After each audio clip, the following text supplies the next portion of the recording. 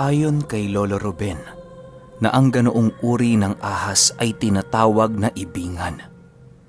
Hindi ito nabibilang sa mga ordinaryong sawa, kagaya ng dukalpa at iba pa.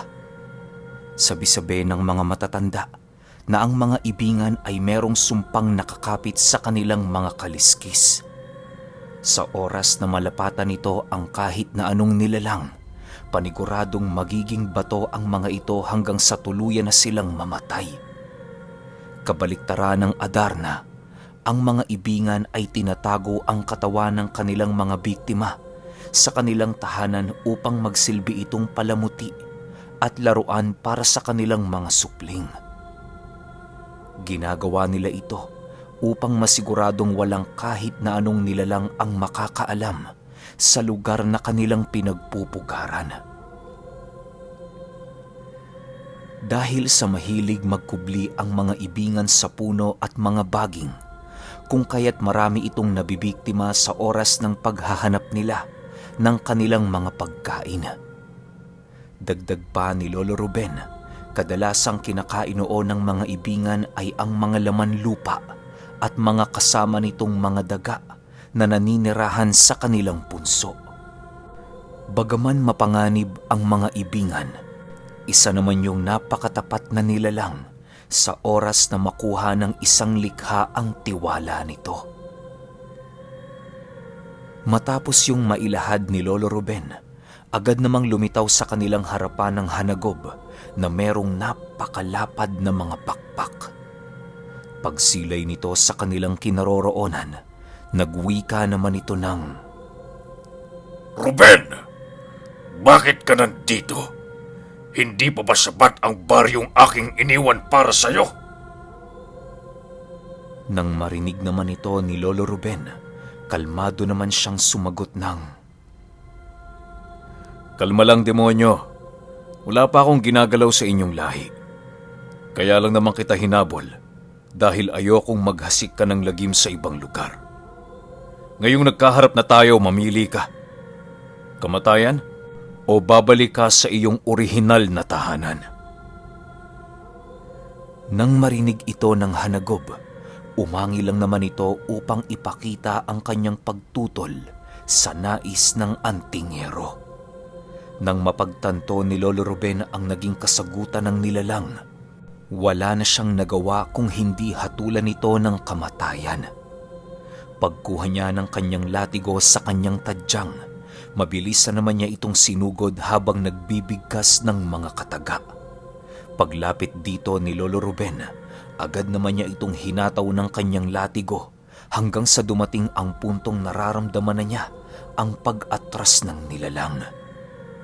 Nang masipat naman ng ibingan ang kanyang ginagawa, mabilis na naman siya nitong nilapitan habang patuloy na nagpapakawala ng kanyang mga kaliskis.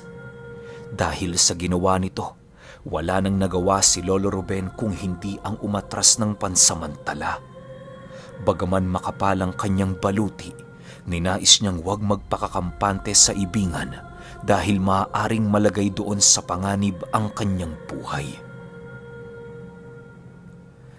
Sa pagsilay naman ni Pilipo sa pag-atras ni Lolo Ruben, ay siya namang pagsugod niya sa nilalang habang mabilisang inihahanda ang kanyang karet. Nang makalapit na siya sa ibingan, walang humpay naman niya itong hinataw ng karit ng sinukuan upang makitilan yon ng buhay. Subalit dahil sa liksi ng nilalang, hindi naging sapat ang kanyang abilidad na ipinamalas. Nang mapagtanto ni Pilipo na hindi uubra ang ganoong pag-atake, ninais niyang payukuin ang lahat ng punong naroon upang paralisahin ang katawan ng kanyang kalaban. Matapos itong masilayan ni Lolo Ruben, ngumisi lang naman ito habang nagwiwika ng, "Pag-igihan mo, Pilipo! Pagkatapos ng digmaang ito, may naghihintay sa iyong premyo." Matapos itong marinig ni Pilipo, ninais niyang ibuhos ang kanyang lakas upang magpakitang gilas sa antingerong nangunguna sa kanilang lugar. Ilang minuto pa ang lumipas Matagumpay namang naparalisa ni Pilipo ang katawan ng ibingan at kasabay nito ang mabilisan niyang pag-unday ng saksak sa katawan ng nilalang. Bagaman naputulan na yon ng halos hindi mabilang na mga anino, ramdam na ramdam pa rin ni Pilipo ang pagpupumiglas nito. Ilang segundo pa ang lumipas, laking gulat na lamang niya nang masipat niyang tuluyan ng napunit ng ibingan ang mga anino ng punong nakapulupot sa katawan nito. Kasabay ng paglaho ng abilidad ng sinukuan ay siya namang pagkamatay ng lahat ng punong naroon. Gulat na gulat noon si Pilipo sa kadahilanang yon ang unang pagkakataon na merong demonyong nakatalo sa kakayahan ng kanyang mutya.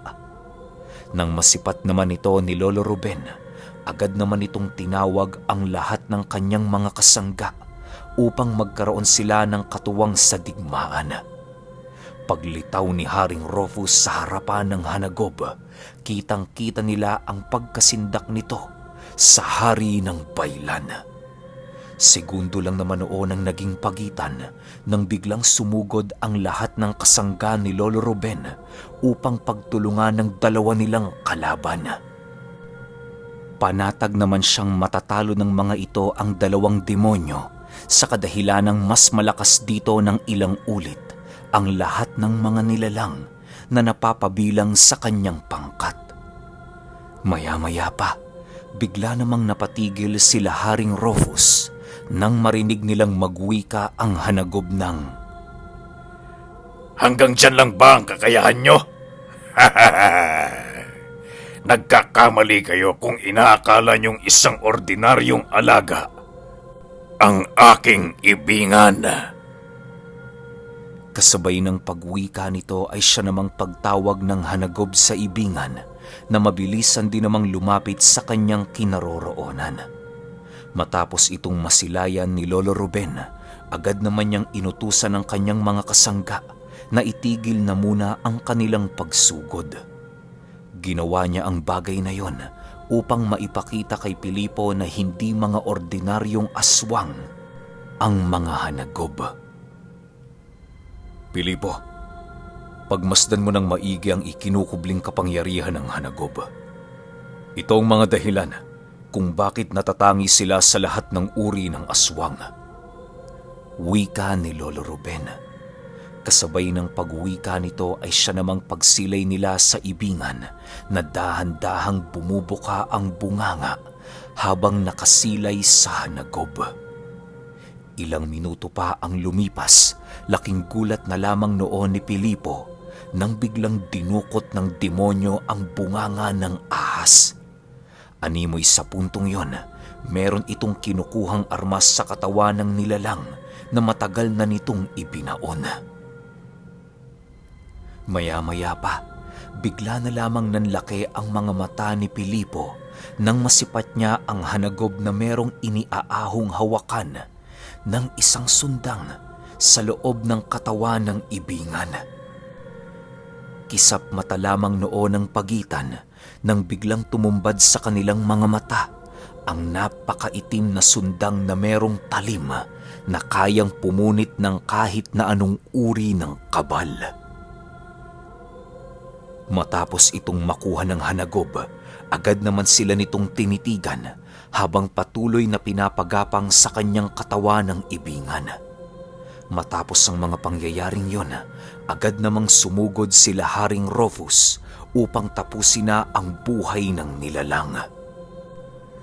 Nang mapagtanto ni Lolo Ruben na nakita na ni Pilipo ang mga bagay na kanyang dapat makita, iniutos na niya sa kanyang mga kasangga na tapusin na ang demonyong kanilang pinaglalaruan. Pagsugod ng Hanagob sa pangkat ni Haring Rufus, bigla na lamang itong nagulantang nang magawa siya nitong mahawakan ng walang kahirap-hirap. Paghawak sa kanya ng nagliliyab na kamay ng hari ng baylan, agad naman niya itong narinig na nagwika ng, Palabas lamang ang ginawa namin kanina upang turuan ng leksyon ang kasama ni Ruben. Ngayong tapos na ang aming pakay sa'yo. Mamamatay ka na. Matapos makapagsalita ni Haring Rufus, agad naman niya itong sinapak ng napakalakas na siyang naging sanhi ng mabilisan itong kamatayan. Sa pagkamatay ng nilalang, agad namang iniabot ng hari ng baylan ang walang buhay nitong katawan sa berdugo upang mapugutan ito ng ulo. Pagbalik ng katahimikan sa buong paligid, dahan-dahan namang umakyat sila Lolo Ruben sa puno ng walang kahit na anong pag-uusap. Pilipo, kaibigan, kaya kita isinama sa misyong ito upang makuha mo pa ang isa pang sinukuan. Itong punong ating kinatatayuan ang siyang pinaglalagakan ng isa pang kapangyarihan ng mutsamong tangan. Huwag kang mag-alala, wala nang panganib sa lugar na ito dahil nagawa na itong malinis ng mga kaibigan ko. Paliwanag ni Lolo Ruben. Kasabay ng pagwika nito ay siya namang pagturo niya sa isang sanga na namumukod tangi sa lahat. Habang pinagmamasdan ni Pilipo ang bagay na yon, mismong ang maharlikang engkanto na ang kumuha ng sinukuan para iabot sa kanya. Nagsiluhuran ang lahat ng kawal nito habang dahan-dahang kinukuha ng maharlikang engkanto ang mutya.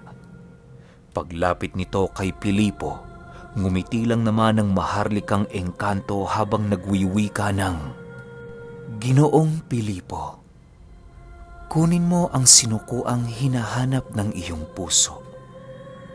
Paghusayan mo ang paggamit sa kanya upang magawa mong mailigtas ang lahat ng iyong minamahal." Matapos nitong makapagsalita, mabilisan naman yung naglaho sa kanyang harapan. Habang hawak-hawak ni Pilipo ang isa pang sinukuan, halos hindi siya makapaniwala sa mga kaganapan. Pilit man niya noong pinapabulaanan ang kanyang mga nakikita. Ngunit, pilit naman itong pinatutunayan ng kanyang isipan. Maya-maya pa, bigla naman siyang naantala sa kanyang ginagawa nang maramdaman niya ang paghawak ni Lolo Ruben sa kanyang balikat. Kinuha nito ang isang piraso ng sinukuan at hiniling kay Pilipo na ilabas ang isa pang pirasong kanyang tangan. Nang marinig niya ang sinabi ni Lolo Ruben, mabilis na naman niyang ibinigay dito ang kanyang mutya nang walang pag-aalinlangan. Ilang segundo pa ang lumipas, laking gulat na lamang niya nang pagdikitin yon ni Lolo Ruben gamit-gamit ang kanyang sariling mga palad. Habang pilit niyang idinidikit ang dalawang sinukuan, pansin na pansin ni Pilipo ang paglayo ng isang piraso nito sa isa pang piraso. Ilang ulit yung sinubukang pagdikitin ni Lolo Ruben hanggang sa dumating ang puntong nagawa na niya itong mapag-isa. Ayon kay Lolo Ruben, na ang ganong proseso ng pag-iisa ng mga mutya kadalasang ginagawa ng mga antingerong bihasana sa kanilang larangan at nagtatangan ng mga malalalim na karunungan. Hindi ito basta-bastang magagawa ng isang ordinaryong antingero dahil masyado itong peligroso. Dagdag pa ni Lolo Ruben, silang tatlo lamang nila Maestro Inko at Maestro Ambo ang nakakagawang makapag-isa ng mutya. Matapos niya itong mailahad kay Pilipo, bigla naman niyang iniabot sa binatang antingero ang isang kakaibang hugis ng sinukuan.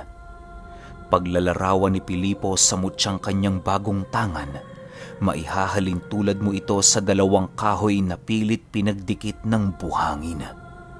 Nang maibigay na ito sa kanya ni Lolo Ruben, agad din naman silang naglakad pababa ng bundok.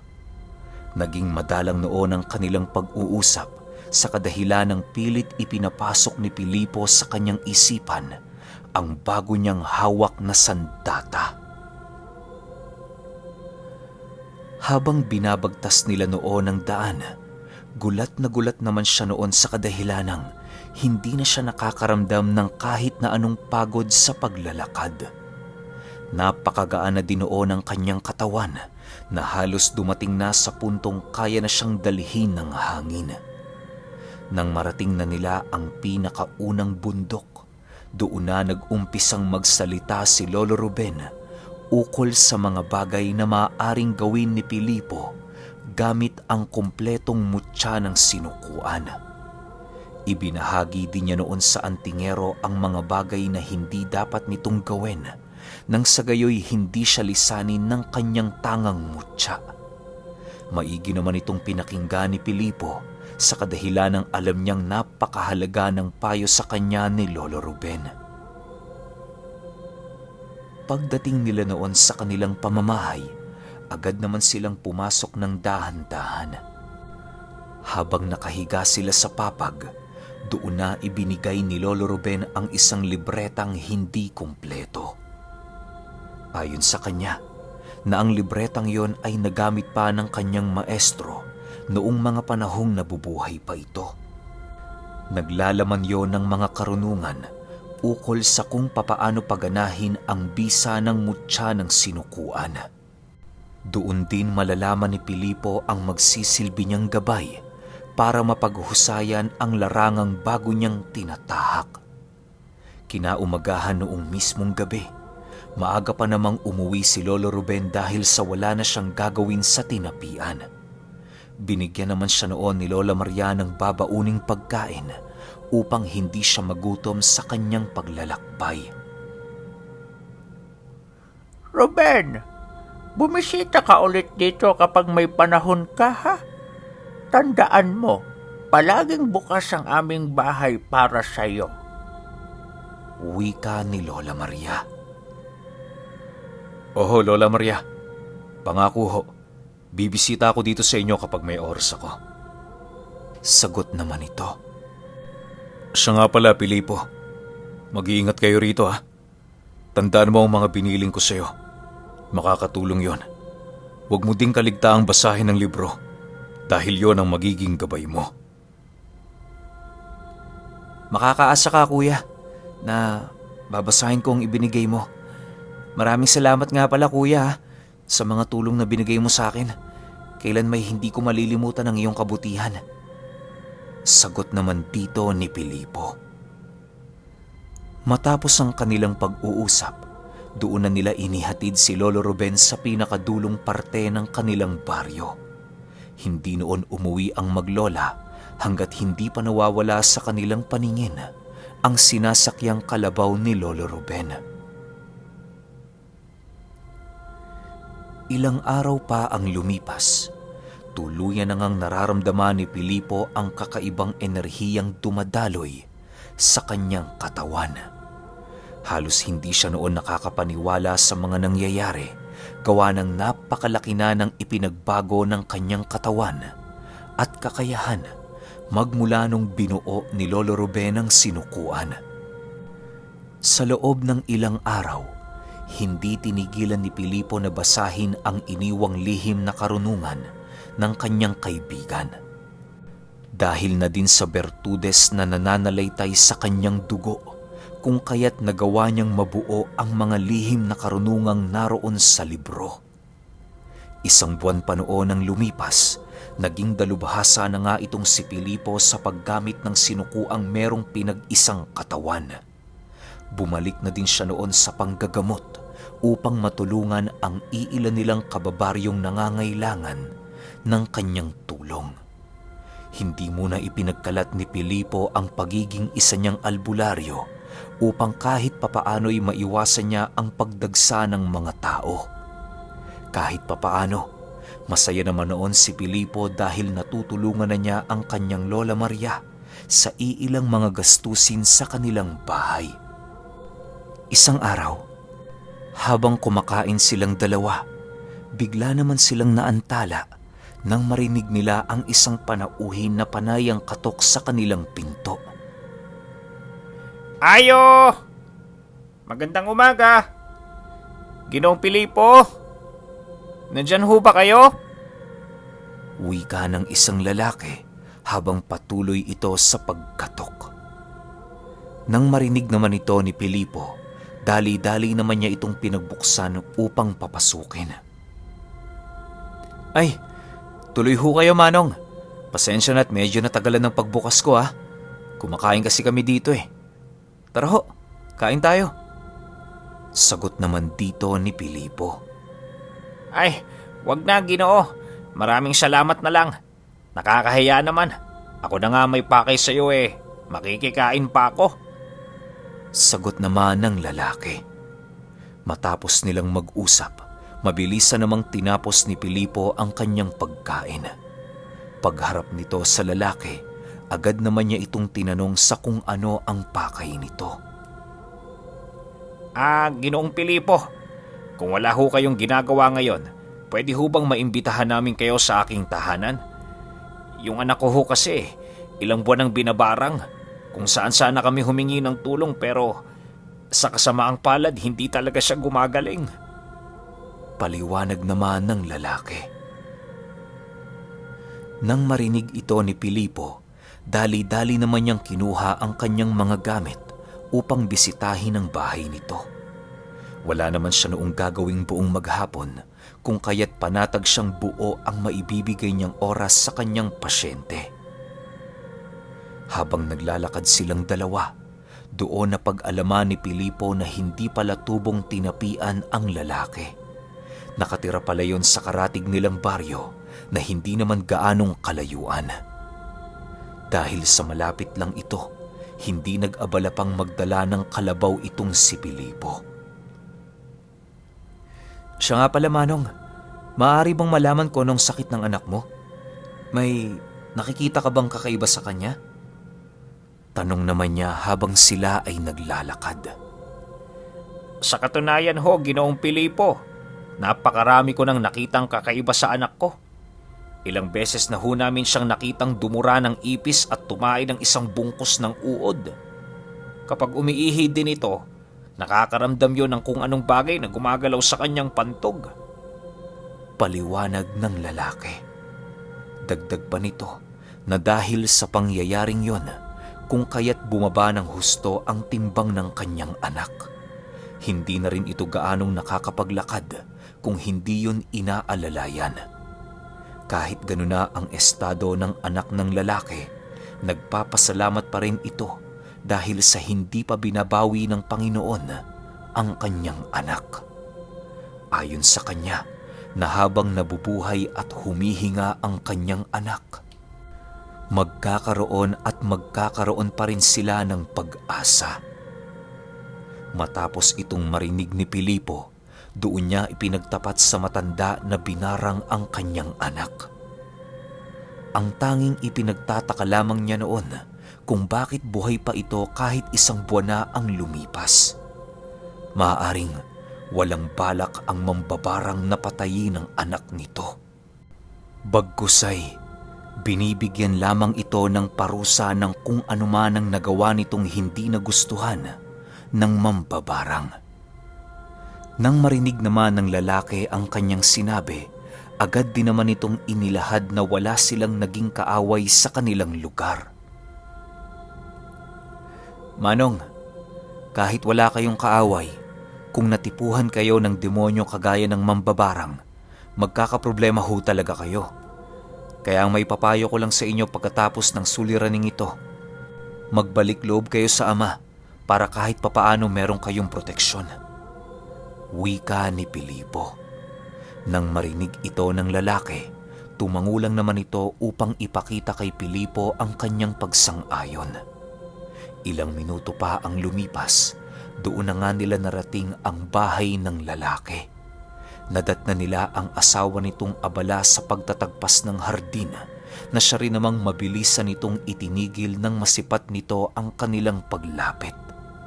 Pagpasok nila Pilipo sa bahay nito, agad namang tumambad sa kanyang paningin ang kalunos-lunos nitong anak na nakaratay sa isang papag. Halos wala na itong kakayahang gumalaw na para bang naghihintay na lamang ito ng kanyang kamatayan. Dahil sa naabutan noon ni Pilipo, agad namang nag-init ang kanyang dugo dahil sa ginawa ng mambabarang. Paglapit niya sa bata, Mabilisan naman niya itong inusala ng puder pangkaligtasan upang hindi niya magawang maapektuhan ang kaluluwa nito kapag inumpisahan na niya ang kanyang panggagamot. Matapos niya itong gawin, agad naman niyang kinuha ang kanyang mga gamit upang palabasin ang mga insektong patuloy na nangingitlog sa sistema ng bata. Ang una niyang ginawa noon, hinilot niya muna ito ng isang langis na merong nakababad na balahibo ng nyog upang mapalabas ang mga insektong sumusuot sa laman nito. Pinakikiramdaman din noon ni Pilipo ang bawat kalamnan ng lalaki upang matukoy ang mga bahagi ng katawan nito na merong itlog ng insekto. Hindi na muna niya kinumpronta ang mambabarang na nagbigay sakit sa bata sa kadahilan ng maaaring gamitin pa nito ang kanyang mga insekto bilang huling alas upang magawa niyang maisabay sa hukay ang kanyang biktima. Isang oras lamang noon ang lumipas, tuluyan na ngang natapos ni Pilipo ang ginagawa niyang panghihilot. Ipinagpahinga niya muna ang bata ng bahagya para naman kahit papaano meron itong maipong lakas sa mga susunod niyang hakbang na gagawin. Ilang minuto pa ang lumipas, agad namang kinuha ni Pilipo ang isang malaking tipak ng tawas na punong-puno ng mga dasal. Tinapyasan niya ito ng konti at ibinabad sa isang maligamgam na tubig. Nang makita niyang tunaw na ang tawas, agad naman niya itong ipinainom sa bata. Nagpatulong siya noon sa mga magulang nito upang masigurong walang kahit isang patak ang maitatapon. Nang maipainom na ito nila Pilipo, doon na nag-umpisang makaramdamang bata ng labis na pananakit ng kanyang tiyan. Panay na din ang pagliyad nito na para bang may kung anong bagay ang patuloy na gumagalaw sa kanyang sistema. Hinayaan lang naman ito ni Pilipo sa kadahilan ng alam niyang nalalaso na ang mga insekto sa loob nito. Maya-maya pa, bigla namang nagulantang ang mga magulang ng bata nang masipat nilang umihi ito ng halos isang balding tubig na punong-puno ng mga maliliit na linta. Napakabaho din ng ihing yon ayon kay Pilipo na parabang isang linggo na itong naipon sa pantog ng kanyang pasyente.